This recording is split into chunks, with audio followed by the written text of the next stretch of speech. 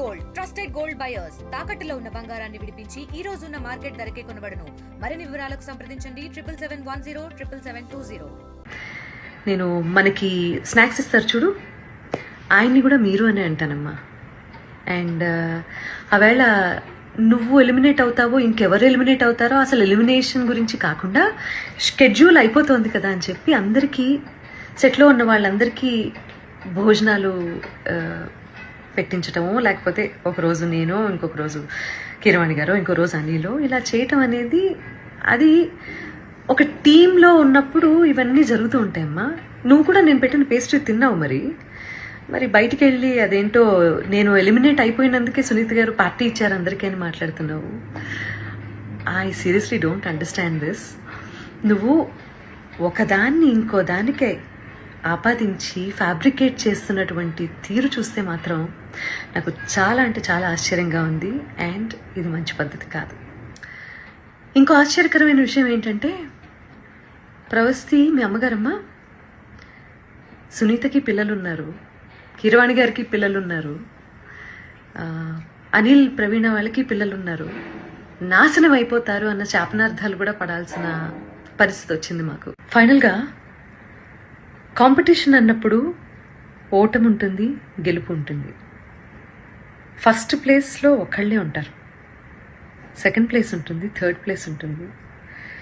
అలా అని చెప్పి ఈరోజు ఎలిమినేషన్లో నేను ఓడిపోయాను, లైఫ్లోనే నేను ఓడిపోయాను, నా జీవితం లేదు అని చాలా ఎక్కువగా ఊహించేసుకొని ఓటమిని హుందాగా తీసుకోలేకపోతే లైఫ్లో ఏవి నేర్చుకోవటానికి బ్రెయిన్ ఆ రకంగా పనిచేయదు.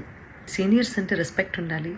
అలాంటి రెస్పెక్ట్తోనే మేము ఇన్నాళ్ళు వాళ్ళు ఒక మాట అన్నా కూడా, మా పాటలు పాడించి తీసేసినా కూడా ఇలా ఛానల్స్కి వచ్చి ఎవరూ ఇంటర్వ్యూలు ఇవ్వలేదు. అది మేము మా గురువుల దగ్గర నుంచి మేము నేర్చుకున్నటువంటి విద్య.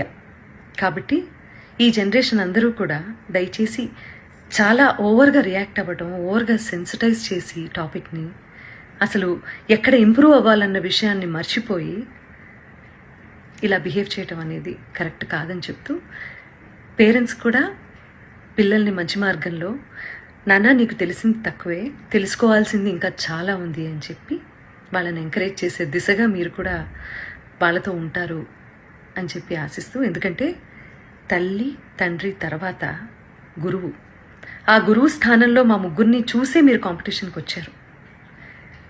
గెలిచినప్పుడు వచ్చి కాళ్ళకి దండం పెట్టారు, ఓడిపోయినప్పుడు ఇలా బయటికి వెళ్ళి మా గురించి మీకేది నచ్చితే అది మాట్లాడుతున్నారు. ఇది మంచి పద్ధతి కాదు.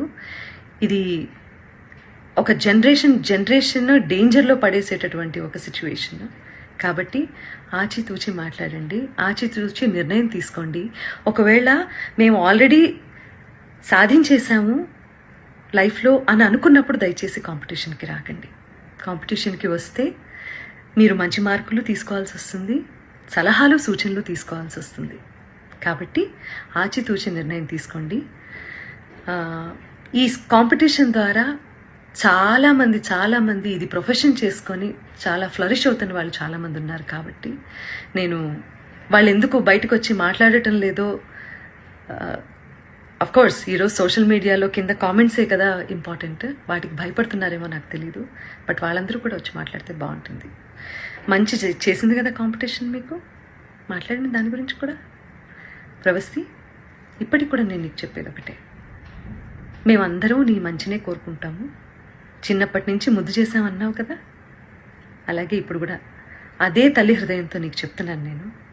నువ్వు ఆవేశంలో ఉన్నావు, కొంచెం కూల్గా ఆలోచించి జీవితంలో సరైన నిర్ణయాలు తీసుకొని మంచి గురువు దగ్గర సాధన చేసి మంచి మంచి పాటలు పాడి సంగీత ప్రపంచంలో నీకంటూ ఒక మార్క్ క్రియేట్ చేసుకుంటామని నేను కోరుకుంటున్నాను. ఎందుకంటే దేన్నైనా ఎవరైనా ఆపేంత కెపాసిటీ ఇక్కడ లేదమ్మా. ఎవరి టాలెంట్ని తొక్కేయలేరు, ఆపేయలేరు. అర్థమైందా? దానికి బెస్ట్ ఎగ్జాంపుల్స్ చాలామంది జీవిత చరిత్రలు ఉన్నాయి.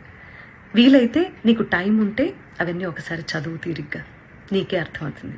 Okay, I wish you all the best and please take care. మరిన్ని వీడియోస్ కోసం ఛానల్ ని సబ్స్క్రైబ్ చేయండి. లేటెస్ట్ అప్డేట్స్ కోసం వాట్సాప్ ఛానల్ ని ఫాలో అవ్వండి. ఆ లింక్ డిస్క్రిప్షన్ లో ఉంది.